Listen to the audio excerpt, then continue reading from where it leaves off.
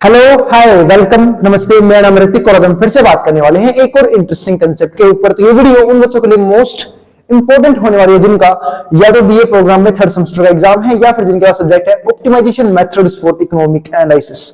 तो शुरू करते हैं लेसन नंबर 5 का एक और इंपॉर्टेंट कंसेप्ट जहां पे हम समझेंगे कि किसी भी फंक्शन को हम कैसे बता सकते हैं कि वो कनकेव है या कन्वेक्स है with the help of second order derivative.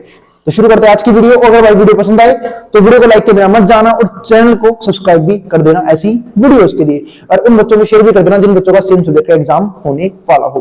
और भाई इस कंप्लीट सीरीज के नोट्स बन चुके हैं, जिन बच्चों को नोट्स परचेज करने हैं वो इस नंबर से नोट्स ले सकता है 9667836336। अब आते हैं आज के कंसेप्ट पे, जहां बात करेंगे सिंगल वेरिएबल केस के बारे में। यानी कि अगर हमारा फंक्शन मात्र और मात्र एक वेरिएबल के अंदर है तो हम with the help of derivative कैसे बताएंगे कि वो फंक्शन कनकेव कहां है और कन्वेक्स कहां है। सेम फंक्शन कनकेव भी हो सकता है, कन्वेक्स भी हो सकता है। अब आते हैं पहले इसके स्टेप्स के ऊपर। तो find the second derivative of the function. पहले तो मैं क्या निकाला होगा उस फंक्शन का सेकंड ऑर्डर डेरिवेटिव, और अगर मुझे सेकंड ऑर्डर डेरिवेटिव निकालना है तो मुझे फर्स्ट ऑर्डर डेरिवेटिव पहले निकालना पड़ेगा, क्योंकि पहले हम करते हैं फर्स्ट ऑर्डर डेरिवेटिव, बाद में करते हैं जो डेरिवेटिव है उसका अगेन डेरिवेटिव, तब आता है हमारा सेकंड ऑर्डर डेरिवेटिव। लिखते कैसे भी समझाऊंगा, ठीक है। फिर हमें क्या निकालना होगा, calculate second derivative with the function is the function fx। Suppose करो फंक्शन fx है तो सेकंड ऑर्डर डेरिवेटिव लिखने के तरीके होते हैं, या तो आप लिखोगे f डबल डेरिवेटिव x या फिर आप लिखोगे d2f अपॉन में dx स्क्वायर। इसी बात को मैं एक तरीके से और बोल सकता हूं, सपोज करो अगर उसने फंक्शन का नाम y लिखा हुआ है और आपको निकालना है फर्स्ट ऑर्डर डेरिवेटिव, तो हम इसको लिखते हैं या तो f डेरिवेटिव x और y लिखा है तो y डैश या फिर dy बाई dx, यानी कि y का डेरिवेटिव किया गया है जबरदस्ती x के रिस्पेक्ट में। और अगर मुझे सेकंड ऑर्डर डेरिवेटिव करना है तो हम इसको लिखते हैं f डबल डेरिवेटिव x या फिर y डबल डैश या फिर d2y अपॉन में dx2। ऐसा ही अगर ट्रिपल डेरिवेटिव निकालना है, यानी कि ट्रिपल ऑर्डर डेरिवेटिव निकालना है, तो f ट्रिपल डेरिवेटिव यहाँ पे y triple dash d cube y upon में dx क्यूब, ऐसे लिखते हैं। अब आते हैं अपने नेक्स्ट स्टेप के ऊपर। तो अगर देखो सेटअप द इनइक्वालिटी, वो कैसे करते हैं, अगर फंक्शन कनकेव होगा तो हमारा f double derivative x less than equal to 0 होना चाहिए, और अगर कन्वेक्स शो करना चाहिए, अगर कन्वेक्स शो करना है आपको तो आपका डबल डेरिवेटिव जो है वो 0 से बड़ा होना चाहिए, ठीक है, और बराबर भी होना चाहिए। और अगर सिर्फ आपका सेकंड ऑर्डर डेरिवेटिव 0 है तो उसे बोलते हैं पॉइंट ऑफ इन्फ्लेक्शन, यानी कि ना तो वो कनकेव है ना ही वो कन्वेक्स है, फिर कह सकते हो दोनों चीज है उस पॉइंट पे। अब यहां पे देखो एक फंक्शन लिखा हुआ है मैंने इसको सोल्व करने के लिए। तो अगर मुझे इस फंक्शन को चेक करना है कि कनकेव कहां पे है और कन्वेक्स कहां पे है, तो मुझे क्या करना पड़ेगा, इसका डेरिवेटिव। तो डिफरेंशिएशन उम्मीद आप लोग को आता है, वैसे मैंने प्रीवियस कांसेप्ट्स में डिफरेंशिएशन के ऊपर अलग अलग वीडियोस बनाई हुई है और उम्मीद है आप लोग सीरीज वाइज हर एक वीडियो को कवर कर रहे हो। तो शुरू करते हैं इसकी वीडियो। तो यहां पे हम क्या लिखेंगे, पहले differentiate with respect to x, derivative करूंगा x के रिस्पेक्ट में, तो यहां पे क्या हो जाएगा fx का f डेरिवेटिव x, सिंपल सा था। अब माइनस में 1/3 क्या है, कांस्टेंट, और जब भी डेरिवेटिव करते वक्त कांस्टेंट मल्टीप्लाई में हो वो यूं का यूं रहेगा, ठीक है। अब x स्क्वायर क्या हुआ, डेरिवेटिव, x स्क्वायर का डेरिवेटिव करूंगा मैं x की पावर n वाले फॉर्मूले से, कि कभी भी अगर x की पावर n का डिफरेंशिएशन करना होता है ना, पता है कैसे करते हैं, n उतर के नीचे आएगा, ऊपर एक पावर कम हो जाएगी तो nx की n माइनस 1। सेम बात यहां पे अप्लाई होगी, कैसे, 2 उतर के नीचे आएगा, ऊपर एक पावर कम हो जाएगी 2x।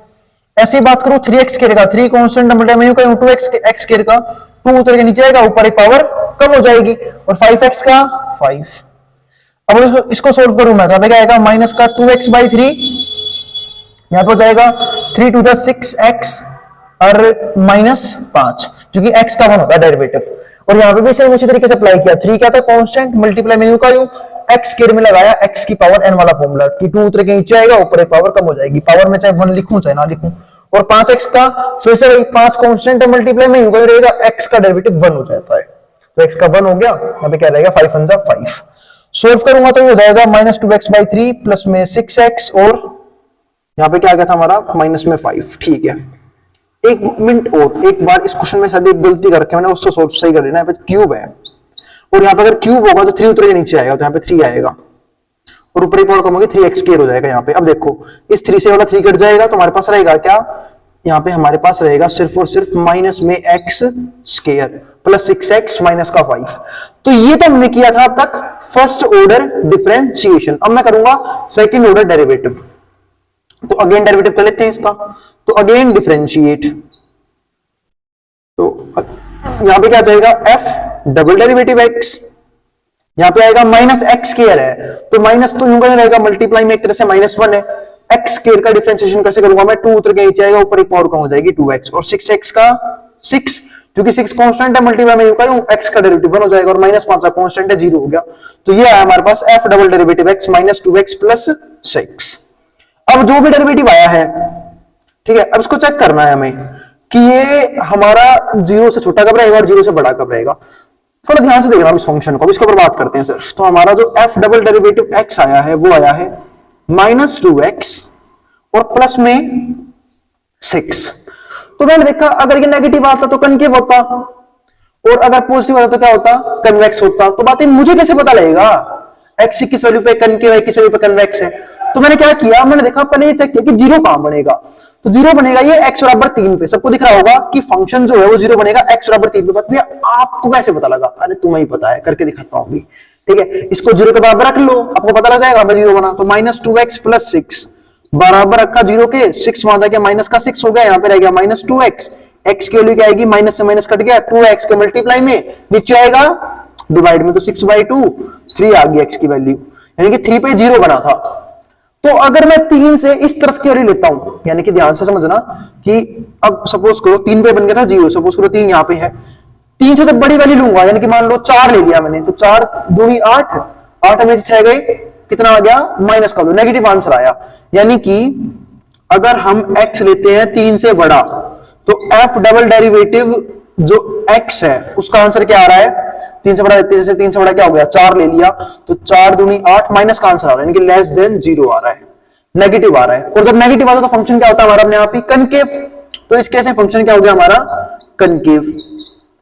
और जब मैं लूंगा x 3 से छोटा, 3 से छोटा यानी कि 2 ले लेता हूं, जब 2 लूंगा तो 2 गुना में -2 कितना हो गया, -4, 6 में से 4 गए 2 आ गया, यानी कि पॉजिटिव आंसर आता है। यानी कि हमारा f डबल डेरिवेटिव x क्या आएगा, ग्रेटर देन 0। पॉजिटिव आंसर आया तो हमारा क्या हो जाएगा, कन्वेक्स। तो ये हमारे केस थे कन्वेक्स और कनकेव के सिंगल वेरिएबल के अंदर, यानी कि सिंगल वेरिएबल में हम कैसे सेकंड ऑर्डर डेरिवेटिव की हेल्प से इसको चेक करते हैं कि वो जो फंक्शन गिवन है हमें वो कनकेव है या फिर क्या है, कन्वेक्स है। उम्मीद है कंसेप्ट समझ में आ गया होगा, एक क्वेश्चन भी करवा दिया है, ठीक है। और कई बार डायरेक्टली पॉइंट पे आते हैं, जैसे मान लो कि यहाँ पे तुमने x की फॉर्म में आया हमारा सेकंड डेरिवेटिव, ने खुद पता किया कि कहां से ले कहां तक वो क्या देने वाला है, ठीक है। तो जब 0 से बड़ा था हमारा, जब 0 छोटा था डेरिवेटिव, तो हमारा कनकेव आया, ठीक है। और अगर 0 से बड़ा आया तो क्या हो जाएगा, कन्वेक्स हो जाएगा। लेकिन कई बार डायरेक्टली आंसर मिल जाता है हमें। सपोज करो कि अगर f डबल डेरिवेटिव x सीधा आ रहा है 2, यानी कि पॉजिटिव आ गया, और जब पॉजिटिव है तो क्या हो जाएगा अपने आप ही वो कन्वेक्स, ठीक है। सपोज करो सीधा आ रहा है आपका f डबल डेरिवेटिव x -2, तो क्या हो जाएगा हमारा अपने आप ही वहां पे कनकेव, क्योंकि नेगेटिव आ रहा है। आई बात समझ में।